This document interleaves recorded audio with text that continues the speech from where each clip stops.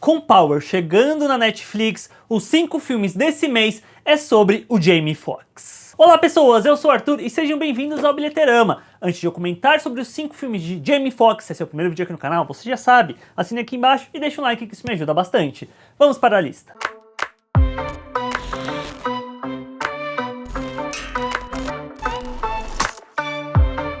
Eric Marlon Bishop nasceu em 13 de dezembro de 1967 em Terrell, Texas. Com 5 anos de idade, o Eric começou a aprender a tocar piano e quando adolescente ele passou a tocar e ser o líder do coral da Igreja Batista New Hope, na cidade natal dele. No colégio, ele também passou a se destacar por ser muito engraçado, além de ter jogado nos times de futebol americano e de basquete, e ele acabou se formando em música na Universidade Internacional dos Estados Unidos. O lado cômico do Eric surgiu quando, em 1989, ele subiu num palco de stand-up e assumiu essa alcunha que a gente conhece ele hoje em dia, que é Jamie Foxx, que foi uma homenagem ao comediante preto Redd Foxx. Ele estreou no cinema em 1992 com o filme A Revolta dos Brinquedos, que é protagonizado pelo Robbie Williams, e entre 96 e 2001 ele teve sua própria série de TV, uma sitcom chamada The Jamie Foxx Show.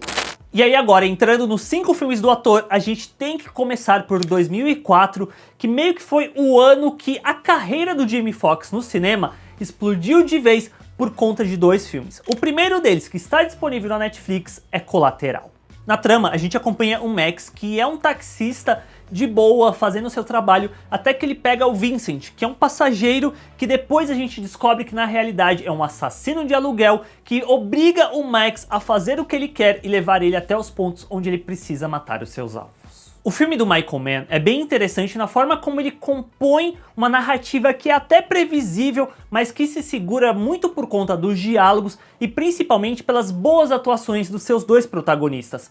Tanto do Tom Cruise, que tá de cabelo grisalho, que era algo que na época a gente não via, até hoje em dia a gente não vê o Tom Cruise dessa forma, e ele fazendo um papel de vilão, além do Jamie Foxx, que tá fazendo o Max esse sujeito muito mais inocente, muito mais pacato, que veio a diferir bastante, eu sinto, do que a gente meio que passou a conhecer o ator posteriormente, que é personagens muito mais de presença, muito mais marrentos, e aqui ele faz algo muito mais comedido. E como eu disse, 2004 foi um ano tão bom pro Jamie Foxx que ele foi indicado não uma, mas 2 vezes ao Oscar de ator coadjuvante por conta de Colateral, e o segundo filme da lista que rendeu a ele a indicação e vencer o prêmio de melhor ator com Ray. E Ray é basicamente a biografia, a cinebiografia do Ray Charles, desde a infância, quando ele perde a visão, até ele se tornar um dos maiores nomes da história da música. A atuação do Jamie Foxx dentro desse filme, ela é muito soberba. Eu lembro que a primeira vez que eu assisti, eu fiquei encantado pela história do Ray Charles,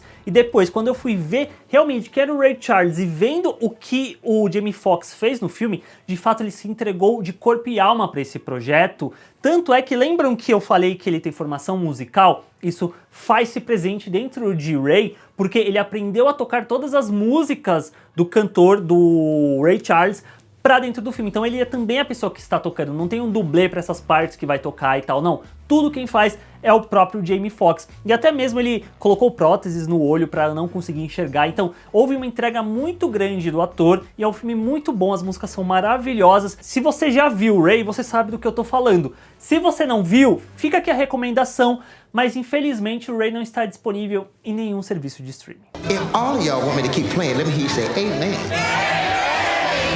Após Ray, o Jamie Foxx trabalhou com Sam Mendes em Soldado Anônimo. Sam Mendes é o diretor de 1917 e voltou a trabalhar com Michael Mann, que é o diretor de Colateral, em Miami Vice. E ambos desses filmes estão disponíveis no Netflix, mas o que eu vou indicar aqui como terceiro não é nenhum desses. O terceiro filme da lista que está disponível na Prime Video é Django Livre, em que é estrelado pelo Christopher Waltz, pro Jamie Foxx, e também temos Leonardo DiCaprio, que eu tenho certeza que esse foi um dos últimos bons filmes do Quentin Tarantino. Eu acho que Oito Odiosos não é um bom filme e Era Uma Vez em Hollywood, eu acho que é muito uma punhetação de Hollywood, mas como filme mesmo não é grande coisa assim. Tem um vídeo sobre Era Uma Vez em Hollywood, você pode ver clicando no cardzinho aqui, mas voltando e falando do filme que eu estou indicando aqui, que é Django Livre, na trama a gente acompanha o Django, que é um ex-escravo que é liberto pelo caçador de recompensa Schultz, que precisa da ajuda do Django para identificar os alvos do Schultz, que estão com a mulher de Django. Django Livre é um filme de faroeste muito empolgante, e que de certa forma subverte o que a gente espera como o grande herói de um filme de faroeste, que foi sempre o homem branco hollywoodiano. Dentro de Django a gente tem o homem preto, só que tem uma certa questão delicada dentro disso, porque parece que a gente vai acompanhar a história do salvador branco que vai salvar o Django e vai usar ele. Isso até envolto de uma possível interpretação de que o Schultz fez nada mais foi do que libertar o Django e colocá-lo aprisionado, escravizado por ele. Só que conforme o filme vai passando, os dois criam uma certa amizade e no final é o próprio homem preto que tem que lutar pela sua liberdade e pela sua mulher que também está ali, o que acaba sendo muito bom. E se a gente pensa que esse filme tem o Christopher Waltz de um lado, tem o Leonardo DiCaprio do outro, que são dois excelentes atores. Inclusive, o Christopher Waltz foi indicado ao Oscar. E o Jamie Foxx, ele tá muito bem dentro do filme e ele consegue ficar em pé de igualdade com esses dois e não sumir nos momentos em que exigem dele. I like the way you die, boy. Após Django, o Jamie Foxx foi o presidente dos Estados Unidos em um ataque em que ele contracena com Channing Tatum e também foi o Electro no espetacular Homem-Aranha 2, A Ameaça de Electro, que é um filme tão fraquinho, eu sinto, tem algumas sequências legais, mas o próprio vilão do Jamie Foxx é tão esquecível, é tão risório, que eu considero essa uma das piores atuações da carreira do ator, infelizmente. O quarto filme da lista é de 2017, que chegou recentemente na Netflix, que é Baby Driver, ou como foi traduzido para brasileiro, para português do Brasil, Em Ritmo de Fuga, que é um excelente filme do Edgar Wright, em que o Jamie Foxx faz o Bats, que é um assaltante volátil e violento que contrasta com o resto da equipe e com a boa índole do Baby, que é o nosso protagonista. E aqui eu sinto que o Jamie Foxx, ele não só dentro desse filme, alguns anteriores já tinham isso, mas aqui dentro de Baby Driver, ele consegue compor aquele sujeito que você gosta de odiar, porque ele é uma figura muito antipática. E o Jamie Foxx, ele se encaixa muito bem quando ele tem que fazer esses personagens mais marrentos, mais cheio de marra, com presença, e o Bats é bem isso, ele é um personagem marrento e muito chato, e a gente, como eu disse, gosta de odiar o personagem porque justamente ele é muito volátil e a gente gosta do Baby. E aí quando surge esse sujeito que é mega explosivo e pode machucar o nosso protagonista, a gente fica com um pouco de raiva dele.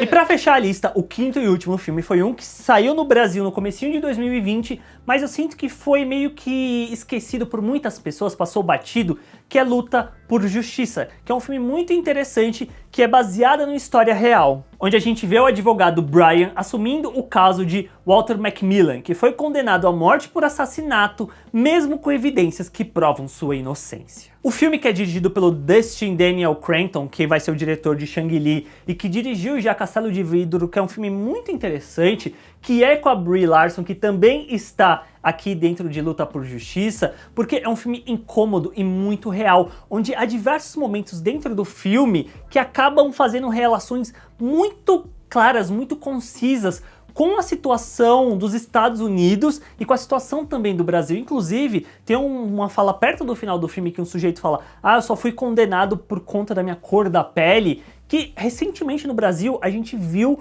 uma juíza dando um parecer, dando um veredito sobre prender uma pessoa apenas pela cor da pele dele e por conta disso essa pessoa faz parte de uma gangue, que é o tipo de pensamento extremamente racista, extremamente retrógrado que a gente é obrigado a ver em 2020. E o filme, ele acaba sendo muito incômodo por conta disso. E aí a gente tem o Jamie Foxx como protagonista principalmente, que ele é o sujeito que se formou em Harvard, e aí ele vai ajudar o William McMahon, e que é justamente o personagem do Jamie Foxx, que aqui eu sinto que ele tá muito mais como a gente viu, por exemplo, em Colateral, que é um sujeito mais contido, que ele tá cansado por isso que ele sofreu, e aí tem alguns momentos que o Jamie Foxx precisa explodir, ele explode, ele manda muito bem, e eu sinto que é um filme que não é maravilhoso, não é excelente, mas ele é muito competente naquilo que ele faz e na mensagem que ele quer passar. E justamente por isso é um filme bastante poderoso. E Luta por Justiça não está disponível em nenhum streaming por enquanto,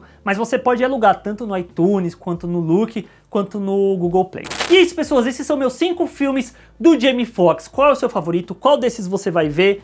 Deixa aqui embaixo nos comentários. Não se esqueçam de se inscrever no canal, clicando na bolinha que vai aparecer aqui do ladinho. Não se esqueça de deixar aquele like, que isso me ajuda bastante. Só clicar no like aqui embaixo e ativar o sininho para receber sempre as notificações quando sair um vídeo novo. Beleza, gente? Até o próximo vídeo então. Tchau!